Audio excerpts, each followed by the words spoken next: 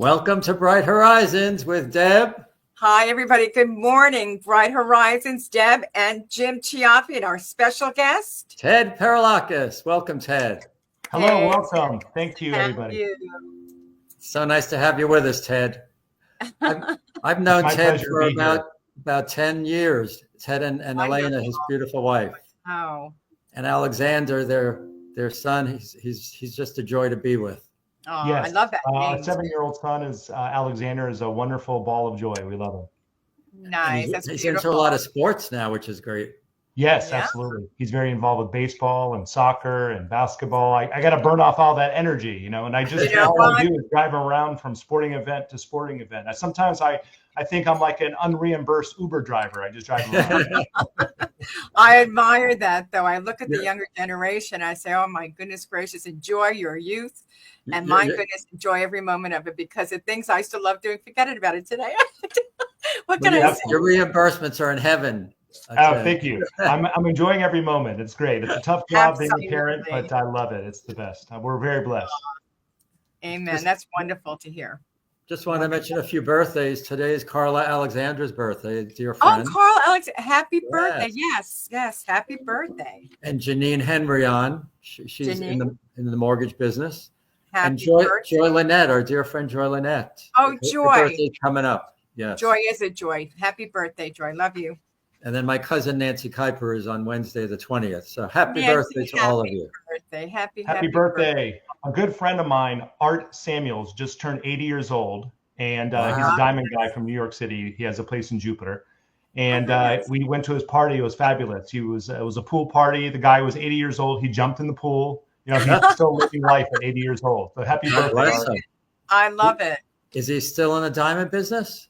He still is, yes. Wow, I got my special great lady, Elena, a beautiful diamond from him, and we're very happy with our purchase. That's wonderful. It just shows you that no matter what your age, you can be successful in business. So you don't have to retire at a specific age and go on to something else.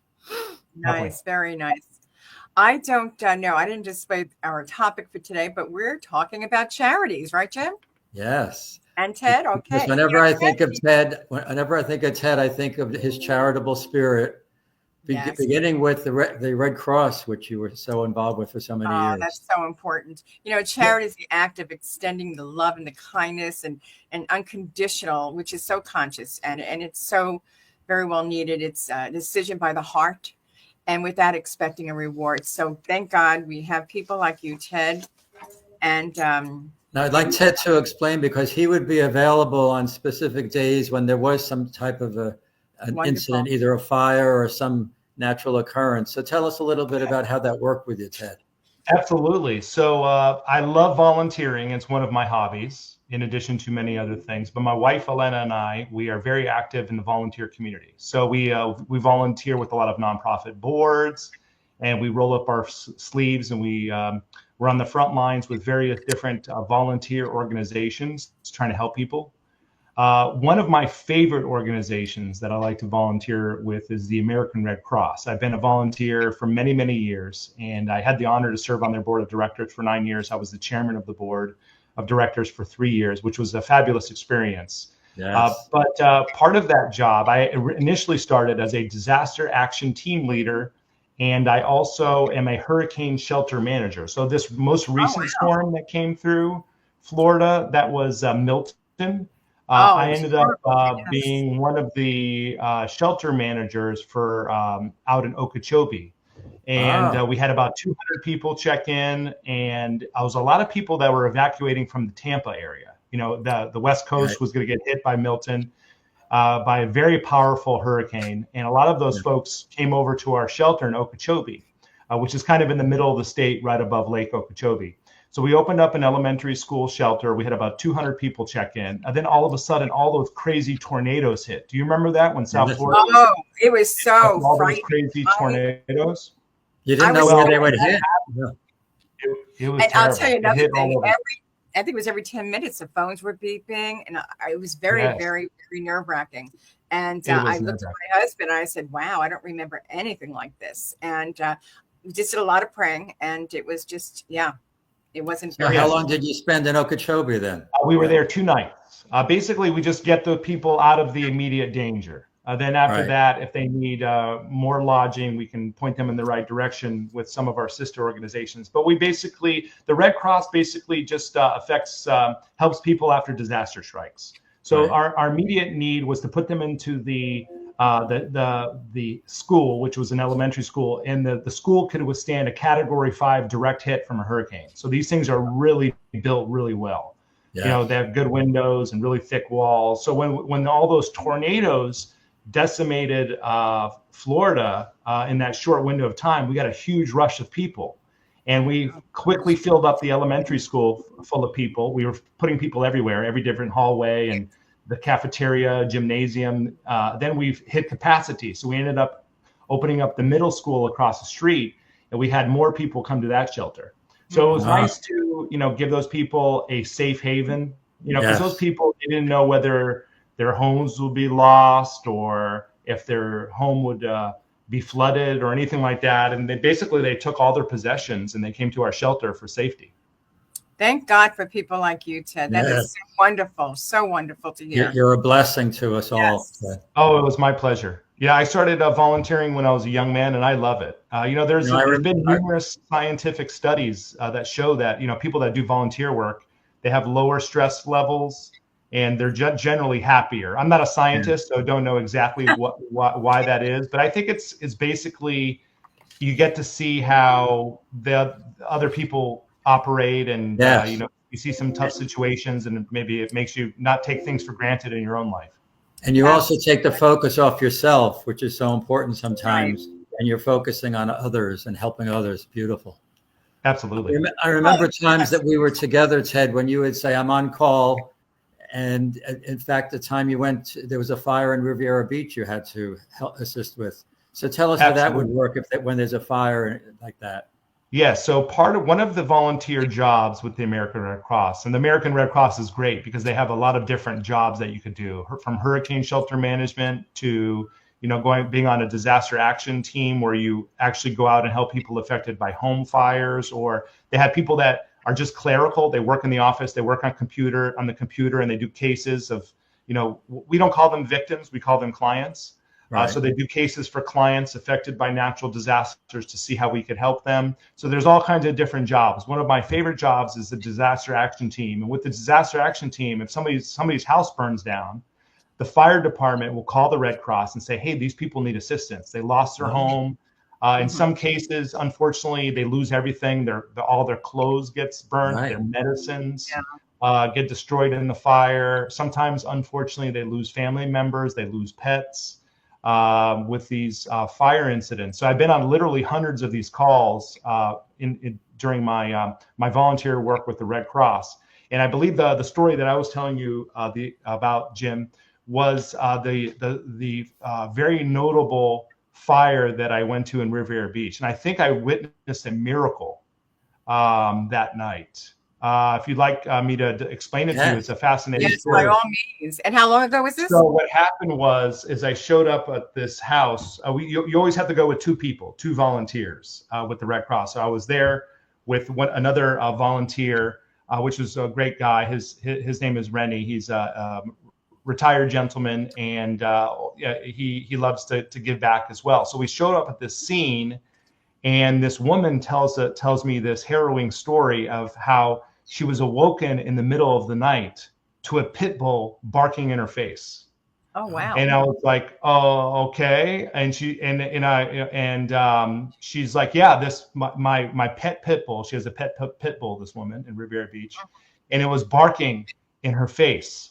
I believe in a very loud manner. She's like, oh, go back to sleep. There's no one outside. Go back to sleep. And the dog would not stop. It just kept on barking and barking and barking. And the dog finally woke her up. And in my mind, I was just imagining this ferocious pit bull in my mind. But the dog was basically trying to tell her something. It was her pet, a pet. And the pet was basically barking to alert her. She finally woke up and she saw smoke in the house. And she's like, oh my goodness, something's going on. So she woke up and she went over to her kids' room. She had 3 young kids. She woke them up. She got them out of the house. The dog literally saved her life. It alerted her that a fire was going on in the home and woke her up in the middle of the night. Her and her 3 children, she was a single mother. Her and her 3 children were able to survive because that pet alerted her to the fire. It was a miracle.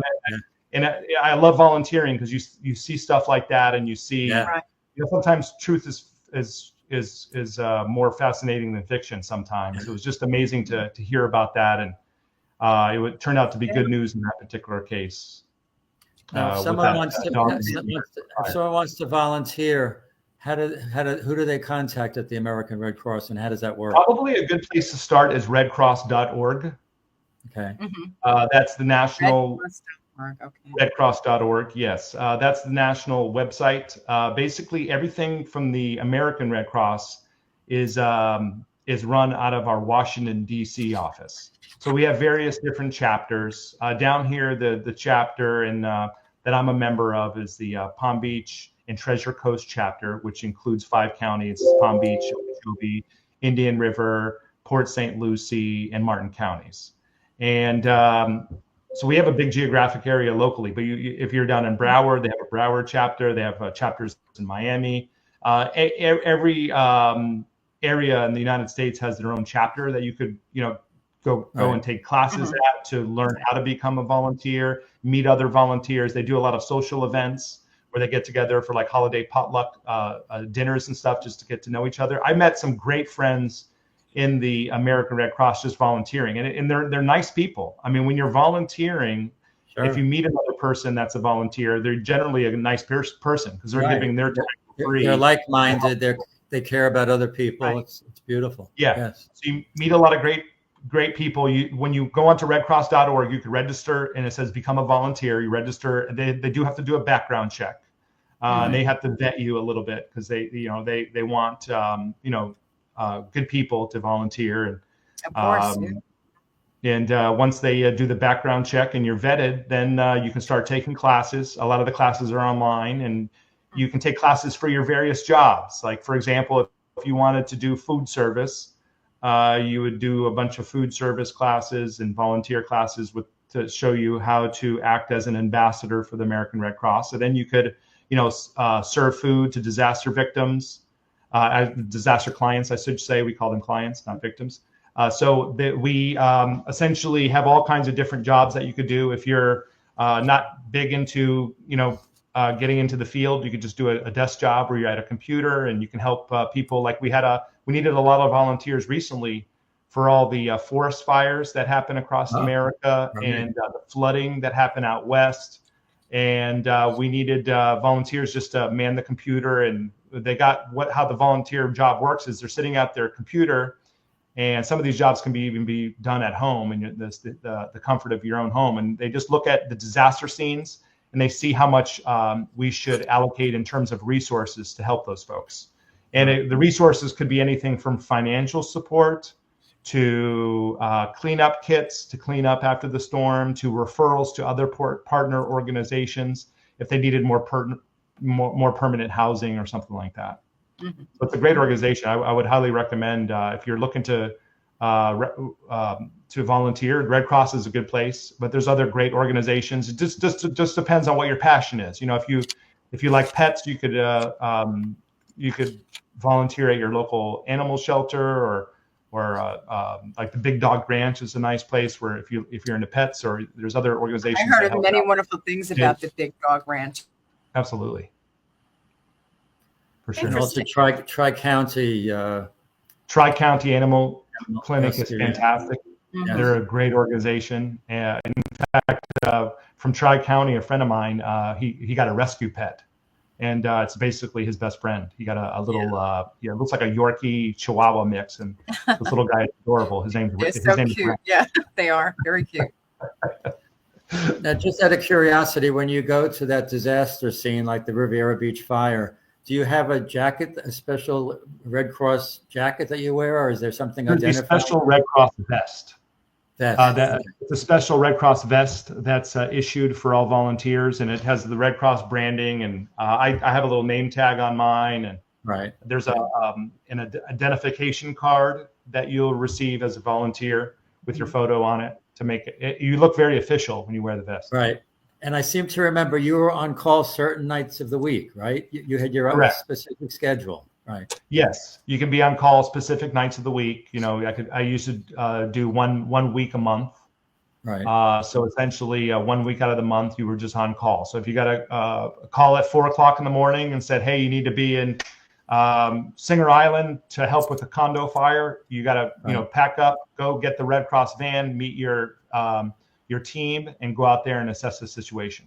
Wow. God bless you. God bless you so much for all that. Oh my goodness. Yeah. Yes. You know, protecting the public health is so important, and that's exactly what you do. And you make a difference in everybody's day. And that's why Bright Horizons with Jim and I, we enjoy it so very much, because we just feel the importance of people like yourself giving back, making the world a brighter place in every which way that we can. It's so vital. It's extremely important to do. And I don't think the public realizes what goes on in that situation that you described. Right. Thank you for giving us this information, because absolutely. How does that all work? Yeah, and it's really a virtue. It's a Christian ethic. You know, charity is one of the 3 virtues created by God, really. So it's a wonderful thing. Amen. Amen. Now, tell us about some of the other organizations that you.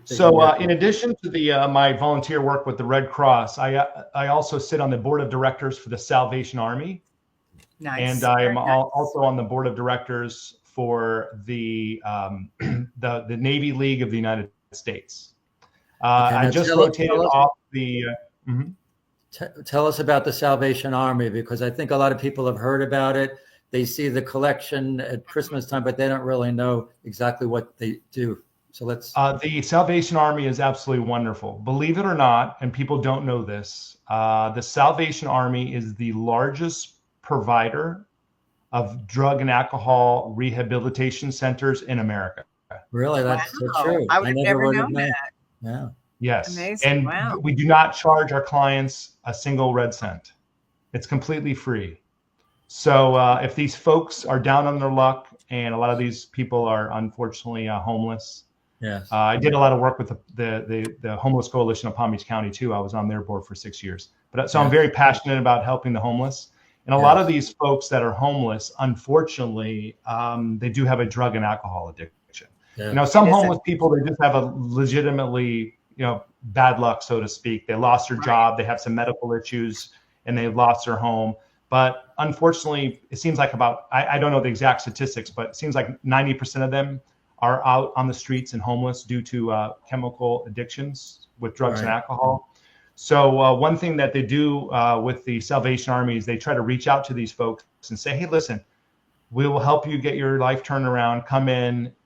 We got to kick the habit first, get rid of the drug and alcohol addiction. Once you do that, then we'll try to get you more permanent housing and help you do some financial counseling and try to figure out how to balance your checkbook and try to get you to, get your own apartment and get a job and get some vocational training."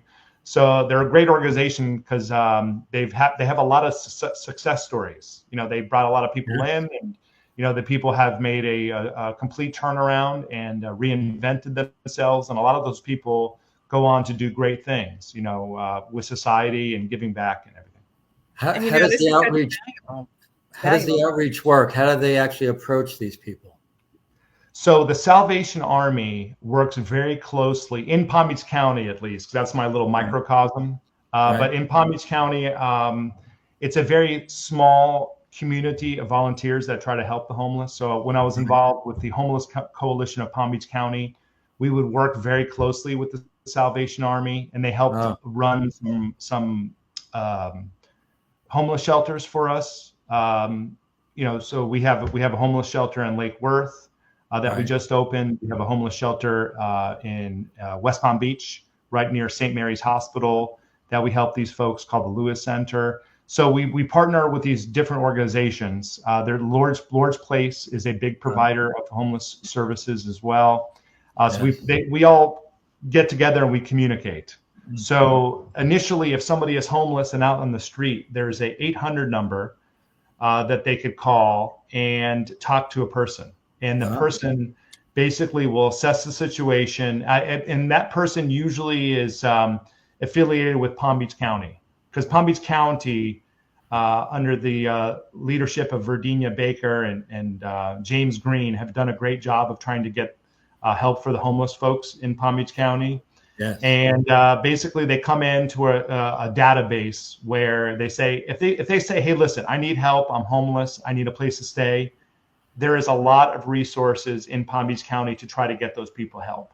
Now, not every single person is going to get checked into a Salvation Army place, because they can't use drugs and they can't drink alcohol there, and they have to abide by rules. So some people just don't want to do that. Some people like the street lifestyle, and some people, no matter how much counseling or outreach that you do, they are happy where they are and happy with their lifestyle. So there's always a certain percentage of people that you can't help, even if you give them a free bed and meals and counseling. They don't want it. You're right. They don't want that. It's an ongoing problem, which we all know. It's out of control, actually. And it's people, once again, Ted, like yourself. Thank you. Amen. Because it is a huge concern. It's a very ongoing, huge problem. So I pray every day. I see it around here, and it's really, really very difficult to see. It hurts. I really, my heart goes out to them. I have to say, because we don't know what their situation is. We really don't. And that's what makes it so more the difficult. You don't know what their story is.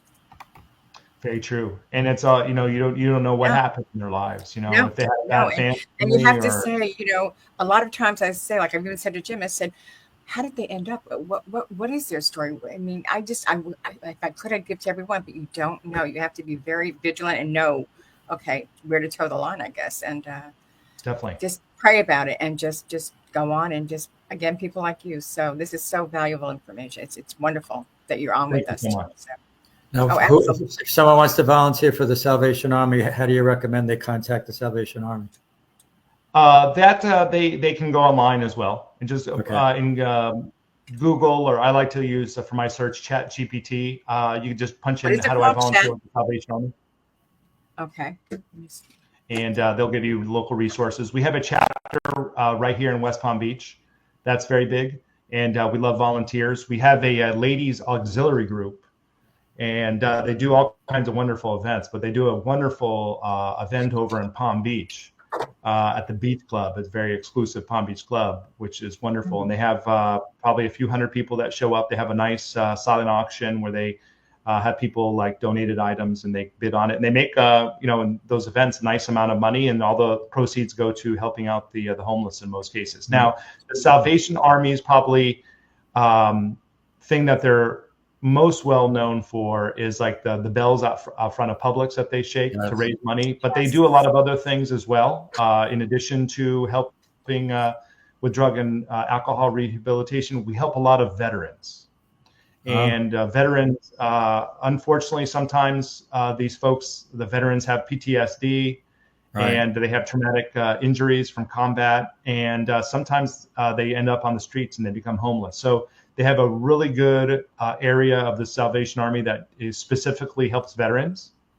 Beautiful. And we have specific areas. We have where they can go and get lodging, and we give them medical care, and we help out a lot with respite care for care providers and things of that nature. So there's a lot of different things that we do. We also do outreach for kids. We have community centers across America where kids have a safe place to stay. And, it's nice to be over there and just be a child. A lot of these community centers are located in very rough neighborhoods. So it's nice to have them a safe place to come and play with their friends. And we feed them snacks and meals at these locations, and do, try to encourage physical fitness and exercise and sports and things of that nature. So it's a very vast organization, but ultimately the main mission is to help the less fortunate, either the homeless folks or the low income people. That's our main focus, to try to rise them to a higher level and get them, make them the best people that they can be in society. What a beautiful, beautiful thing you're doing. It's amazing. I didn't realize the Salvation I'm so Army. enthralled with all this. This is just, it's touching my heart's head. And I have goosebumps because it's just so well needed. And we just need more of you. We really do. We need more. Thank you so much. Really so if every American, I mean, I know that you two do a lot of volunteer work and you give a lot back to the local community, and we appreciate everything you do. But if every American gave, just say, for example, 2 hours a week and picked a cause that they were passionate about, whether it's helping the homeless or helping children or helping pets or, doing something like that. If every person in America just volunteered 2 hours of their time per week, we would have an army of volunteers doing good and trying to help people and stuff like that. I think that would make society a better place. So I think we need to, promote volunteer work for all Americans. I mean, it's a great thing. I mean, it's made me a better person. I love it. I'm passionate about it. And it's a rewarding feeling. Sure. Great. It's good for the heart, the soul, giving back. It's, as Jim said, taking your eyes off yourself. Right. Exactly. It's like free therapy.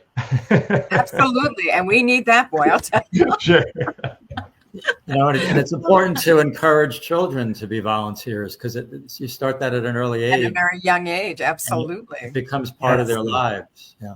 Yes, definitely. And yes, it's involved in them to do that, right? You got to start them early for sure. My little guy Alexander, he's involved with the Cub Scouts, and they're big into volunteering. And, I love it. I love it.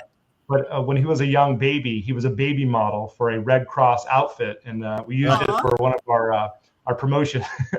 I love it. So he started volunteering when he was like 6 months old. Oh, that's adorable, and that's the way to do it. You did it the right way. I know. Yeah.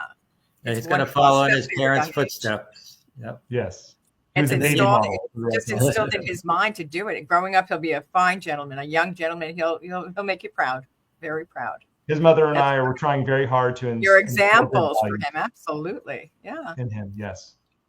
Absolutely. Now you mentioned the Navy League. My father was in the Navy, and I know about the Navy League. But tell the viewers about the Navy League also. Yes. Please. First of all, thank you so much for your father's service. That's was a great sacrifice for our country. I know your dad Jim was in during a probably difficult time in the world when there was a lot of turmoil going on, and it may have been dangerous at that time.